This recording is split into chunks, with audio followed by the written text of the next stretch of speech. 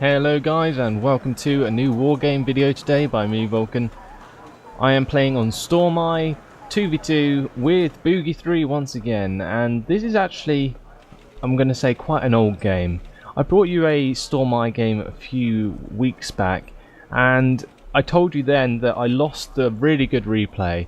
Well, recently I've been talking to Boogie 3 and he managed to basically send me the decent replay that I originally lost, and this is the game I'm going to be showing you today. So my strategy is very similar to that I used on the game a few weeks ago, but there are some crazy differences in this game that mostly come from the enemy. So I'm going to go to my point of view and I'm going to tell you our strategy, just in case you forgot from the last game. So anyway, you can see that I am using a purely British deck. This is the British deck that I was messing around with a few weeks back, and I've got Scorpions, Saracens with Paratroopers and Fusiliers, and Abbots and Strikers. Strikers are the low accuracy ATGM units for the British side. I've also got a couple of Scimitars.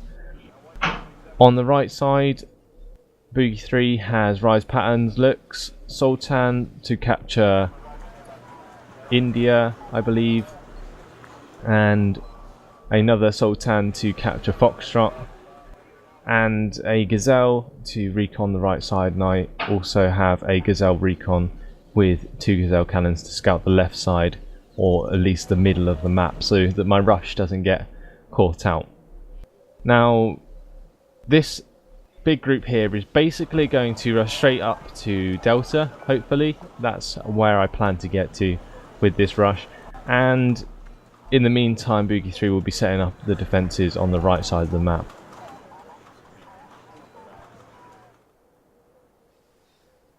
So I've also got the Saracens with blowpipes to protect the base with AA, and my Sultan is hidden in between the 2 FOBs. Now this is quite a good thing to do, because the Sultan is actually incredibly hard to spot when it's in between the 2 FOBs. So if anyone came into this forest, they wouldn't see the Sultan until they got really close. It's a bit of a glitch in a way, but it's a really good strategy. And basically I told Boogie 3 to put his right next to mine so we could like squish the Sultan into the middle, making the path of approach to that command vehicle a hard one. So yeah, I've got these Abbots. I'm going to be playing the close RT support role that I normally do with them, and 2 Marlborough and 2s to just keep them protected, as well as a VAB PC which will help rush up into goal. Anyway, the game started now, and as you can see I'm moving all my troops as quickly as possible straight up the middle of the map towards Delta. On the right side, Boogie 3's decided to bring in some Jaguar 2s and an M8 AGS to help him out over there, and he's using Vulcans to defend his command vehicle. This Lynx AH1, it has SAS in them. I may have discussed this before on Stormy, but basically a lot of people use helicopter rushes to secure the middle island as quickly as possible, and I was testing out using SAS, which are special forces with an anti-air missile, to basically counter any other rushes that could come towards them. So they're just in a Lynx AH7, which are the Lynx with the rocket pods on them, basically so that I can use that to stop any big rushes that I discover, which I do very quickly because of all these supply trucks coming down the road. Doesn't normally happen unless there's a lot of infantry with them. On the left side here you can see this Mi2 LSK. My Gazelles see them and I send my cannons to go and destroy them as quickly as possible. These Saracens are moving up into positions around the bridges on Delta, and in the meantime my VAB PC is just sitting back here trying not to get killed or seen by the recon, so that he can't rush it in any way with helicopters. So you can see the Gazelle cannons succeed in taking out those recon, or that recon vehicle, but unfortunately these Tunguskas over here get the better of them with the help of the Strops. So with my Saracens in place, I basically bring up the recon to complement them. I've got these two Saracens with blowpipes to help defend against any anti-air spam, and finally I bring up the VAB PC up the back. The reason I didn't put it in first is because I'm very conscious of leading with my command vehicle. On the left here you can see that Boogie 3 has sent up a couple of recon squads to erect for mass, and he also has a couple of Spartans pushing up on the left which have Fusiliers in them. He actually bumps into quite a large force of infantry and APCs over there, which does make me wonder whereabouts we were going to get attacked from. So you can see that I've sort of set up my defences around here. I haven't released my troops from the APCs just in case I need to manoeuvre them around. The reason I do that is because if I did release them and then I got attacked somewhere else, it would take time to get them back into the APCs. And also the APCs could get destroyed, and then that would not be very good. See that the strikers at the back here, actually I send them back to the left, right, or the left side to help defend against whatever was in this bush. I saw basically all those APCs and stuff, and I know that this ATGM vehicles with low accuracy ATGMs, but lots of them could easily stop some sort of infantry rush.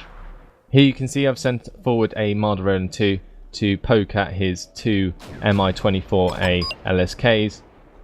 Unfortunately they get out of range before I can kill them both. But knowing that there's stuff in here, I do start to arty it with my Abbots. The reason I knew that there was things there was basically because these Saracens were being shot at by this SPPZ-PT, which ultimately gives away a lot of his units. You can see that I killed 4 units of his, giving me a nice 100 or so points. Now over on the left here you can see that this Lynx is taking fire from the Tunguskas.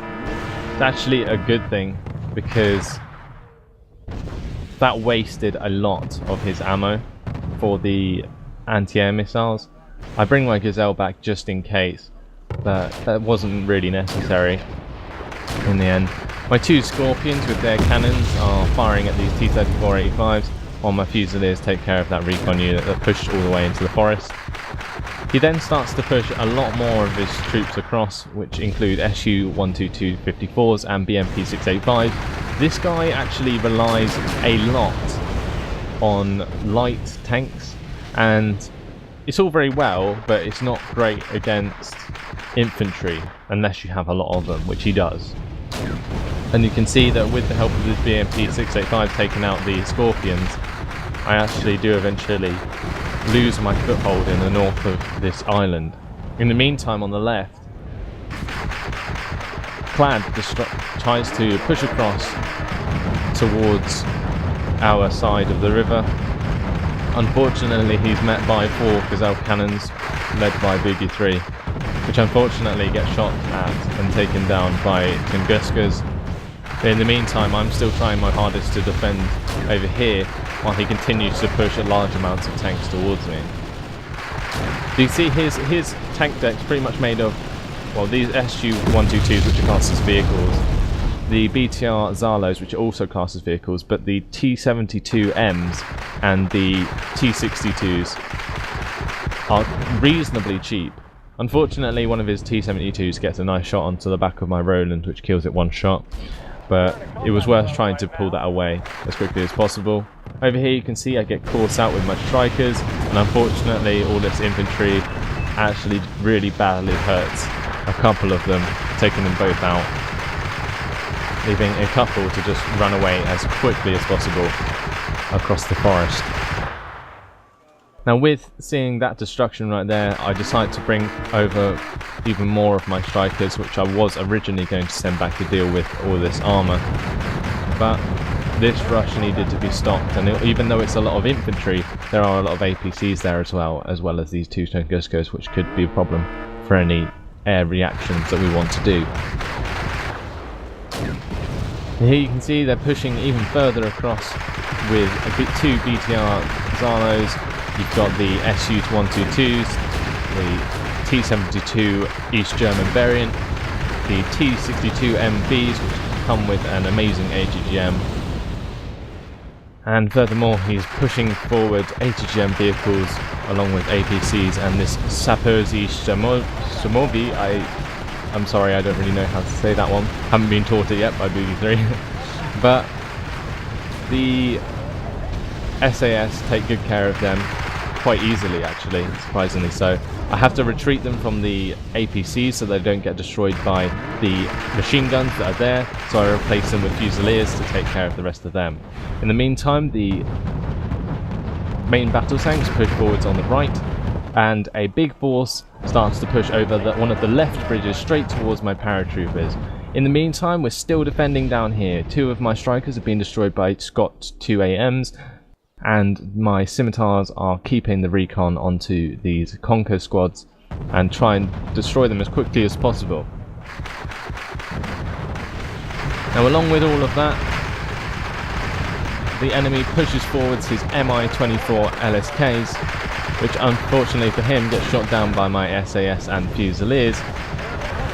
This last one actually gets away and he fires a massive Buratino barrage with two of them straight towards this sector. I don't know what he was trying to destroy. Honestly, I think he was trying to go for the self-propelled artillery, but with it being in the forest, they're perfectly okay and he can't get a shot onto them. My paratroopers get absolutely annihilated by VulcanHDGaming, which is the correct pronunciation for those troops, and thanks to Boot 3, he has taught me them. But they get overrun, unfortunately, my paratroopers. And I'm left defending on basically three fronts at the moment. The north side of this island, the left side of this island, and the bottom side, or the bottom left of the map, where his VulcanHDGaming are still attacking very hard. But luckily Boogie 3 brings up 4 rise patterns to take care of the rest of them, while my scimitars pepper them with their auto cannons. Now I still have my abbots here, which are doing a great job of harassing the enemy. I begin to fire towards these Buratinos so that he is forced to retreat. However, with that one barrage set off and these APCs rushing towards me, I decided it's a great time to get out of there with the abbots and also the VAB PC that was left there. I can't do anything about these Fusiliers and SAS, so I basically get them into the best cover they can and leave them there to be good harassing troops for anything that moves through the middle of the town.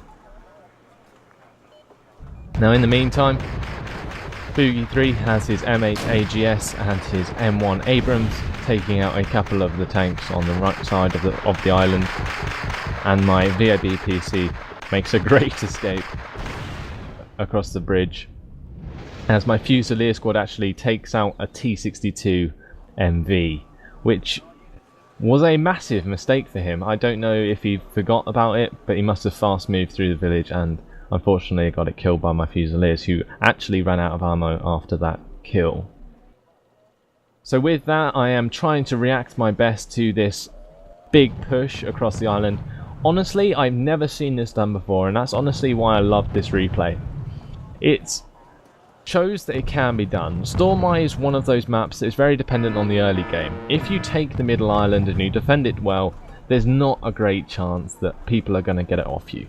In this case, he uses amazing strategy along with the help of, well, basically both of them, Schlemmer and Clad, push together into the middle island, which is only obviously possible in a 2v2 situation, but they both do really well to take over that middle island really easily from me, because I'm too spread out really without the help of V3, which I didn't really count on to help me, because we'd already set out our strategy before that it would be my job solely to defend the middle, and unfortunately I failed at that because I got teamed by 2 players. But instead we basically make a reactive defense with these heavy tanks and my scimitars and strikers and so on, to basically whittle down the enemy as much as possible, taking with us as many troops as we can to basically counter our losses. Here you can see I take out a anti-aircraft unit with my scimitars, which gives me 75 points, which is really nice. And Boogie 3's Abrams continues to basically attack these BMP 685s.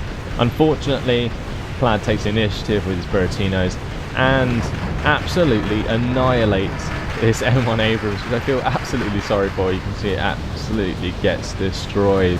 I can't actually zoom in too much to that because it is lagging. But yeah, 2 Buratinos absolutely annihilate that one M1 Abrams. And finally, in the middle of the map, you can see that they take out the rest of my infantry in this absolutely destroyed village. So yeah, we've lost the Middle Island, and basically that's about that for now. I managed to use these scimitars to snipe a couple of these armoured personnel carriers before he pulls out his Schutzen, which allows Boogie 3 to push across 4 Spartans with Fusiliers. He's also brought up a couple of rise patterns to poke at these armoured units across the river. And on the left side, his AMX-30 Rolands take care of a couple of Mi-24Ds.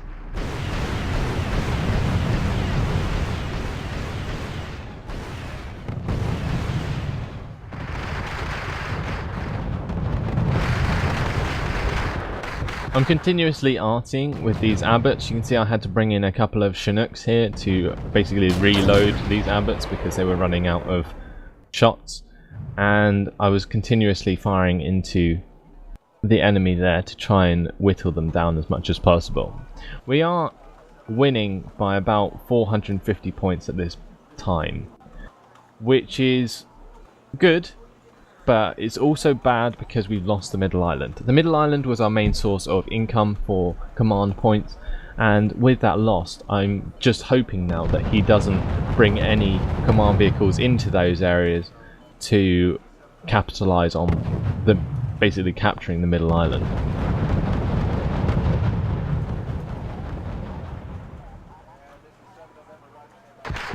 On the right here, Boogie 3's Armoured Recon does manage to spot a Conquer squad, but unfortunately doesn't get the last shot onto that before it escapes into this forest. Boogie 3 uses his Fusiliers and Spartans to take care of these Battle Grenadier, and my scimitars with very low fuel and basically no ammo, I push them up to use them as basically wasted recon units to discover what is really on the other side of the river, knowing that we've captured this forest here.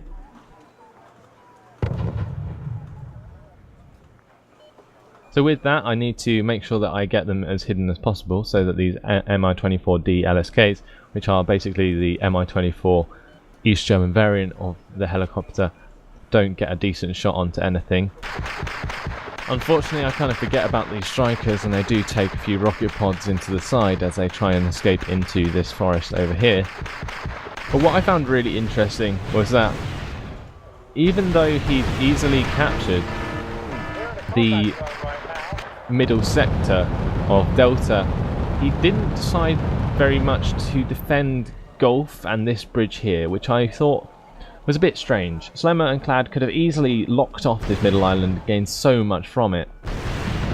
I bring in a couple of Gazelles here, as you can see.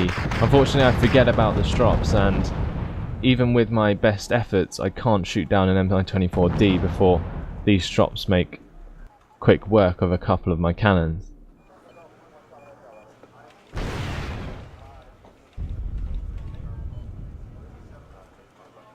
Boogie 3's Chaparral is on the case, but unfortunately misses his shot onto the Mi-24D. On the left side, we can still see that there is a presence over there, but with this force in the middle now doing reasonably well, we are anxious as to where they're going to attack next. Now, seeing that he brought his Mi-24Ds over this forest here, I assumed that there was going to be plenty of troops here. Now, in the replay, from their point of view, I'll just show you. There is a ton of units here. Unfortunately, with my entire barrage, I miss every single one of them.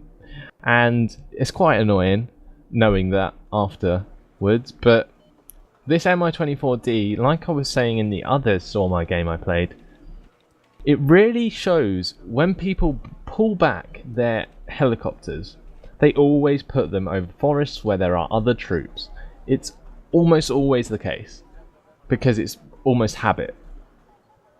And yeah, it kind of gave away his position there, but unfortunately I wasn't lucky enough to take out any of the troops in that forest, which would have told me that there was more there, giving me another shot at taking more out.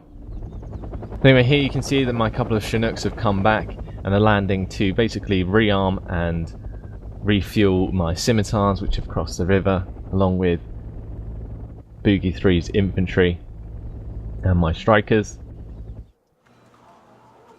But with that, I've brought in loads of Saracens, Chieftains, Scorpions and Marderellan 2s to take back the Middle Island as quickly as possible. Now at the moment we can see that we currently control 3 sectors: Foxtrot, India and Juliet. They currently hold Hotel Charlie, Delta and Echo. Now that makes them have 10 command points and we have currently 6. So you can see that they have a massive advantage at the moment over us, and it's not something that's really very good at this point in the game. Because although we are winning, it does mean that they're going to be bringing in a lot more troops than we are over the next few minutes. Now, with all of these troops revealing themselves in this forest, I decided it's not a great idea to send these Scorpions straight up towards this town, so I pull them into the right side forest and allow my arty to basically pound onto this forest, which I assumed there were people there before because of these gunships that I was talking about earlier, but this time I knew for sure, so it was worth me putting in a heavy artillery barrage with corrected shot onto that area. Now you can see my concentrated artillery barrage does actually take care of a lot of units, and with the help of my Chieftain Mark IIs, I managed to take out a couple more before they start retreating away from that forest. Get a nice T-62 MV kill there with my Chieftain Mark IIs, and he pushes forwards his Mi-24Ds to use rocket pods to stun my approach.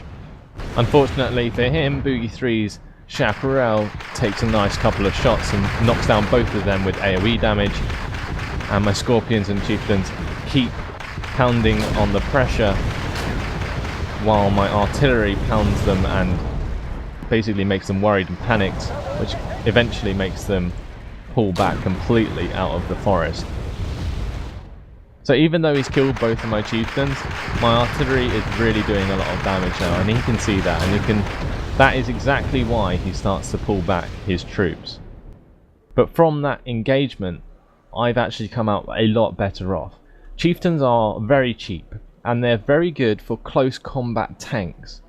So basically, if you come across a lot of light tanks, Chieftains are what you want to go for. They're slow and they're defensive, and they basically create a barrier which any light tank drives towards it will just absolutely get annihilated. So that's what they're good for. Unfortunately, they're not very good for anything else, but that was probably one of the best uses for that tank, and that was a good demonstration of that there. The Scorpions were just there to provide the recon into the enemy forest so that I could see the enemies I was firing at. And with that done, and when seeing those units being pulled back, I stopped the artillery barrage and pushed forwards a Saracen with some Fusiliers. This tells me that there is no more presence in that forest, and I can get away with moving up more troops. Now on the left side, seeing this advancement onto this bridge, I do make my outputs push or give an artillery barrage over to that side of the map. Unfortunately, they're out of ammo at the moment, so I have to bring in my Chinooks very quickly to take care of that. But in the meantime, I'm pushing my chieftains across the river with a couple of Saracens, and they start to push very heavily on the left side with BMP 685s, which are cavalry tank prototypes, SPW 60PBs with most Schützen, Flampanzers with which are basically the flame tanks, and OSA anti-aircraft. Now with that massive combination of Tunguskas as well, they absolutely annihilate Boogie 3's infantry defence there, along with his rise patterns, which gets destroyed by all these Moat Schützen who pop out of the APCs, and the SU-122 5.4s, which are good for rushing, I must admit, but they're not great for taking out heavy armour. And definitely something to use with supporting infantry, which is what he does perfectly here to take care of those rise patterns as he chases a couple of AMX Rolands through this forest before turning his attention towards our sectors. So my Gazelle cannons are back here mainly because of all this anti-aircraft which has started to snipe at them after getting a lot closer, but I kind of forget about them because I'm concentrating so much on what I'm going to be doing next.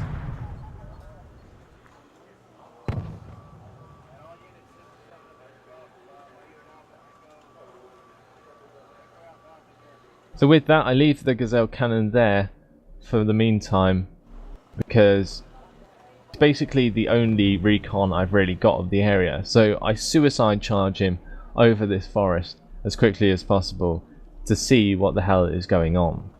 I reveal that he's pushing a lot of APCs straight through this forest here. So that was definitely worth it in my case to see exactly where he was going. So he's basically chasing this AMX Roland now through these forests, and it gives my abbots a good shot into the forest here to try and pepper some of the infantry that's pushing through there with the APCs. Boogie 3's DOB unfortunately gets the last look onto some flame tanks and APCs before he gets taken out. But with all this information of a massive rush pushing across from Hotel, I bring across a Gazelle recon helicopter to take a good look at what's going on. This is basically to bring my abbots basically a good target to fire upon, and with this reveal of APCs and supply trucks over here, it gives me another good target, as you can see, for my abbots to fire at.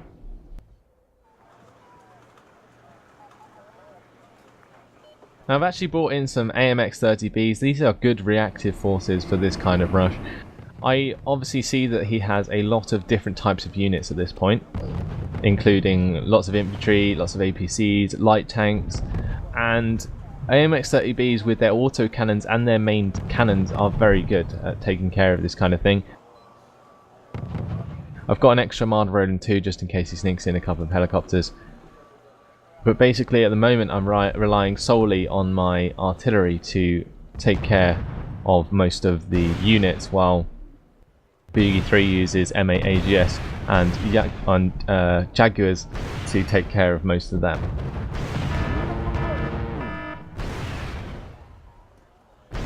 He doesn't manage to kill my Gazelle, which I managed to pull away luckily.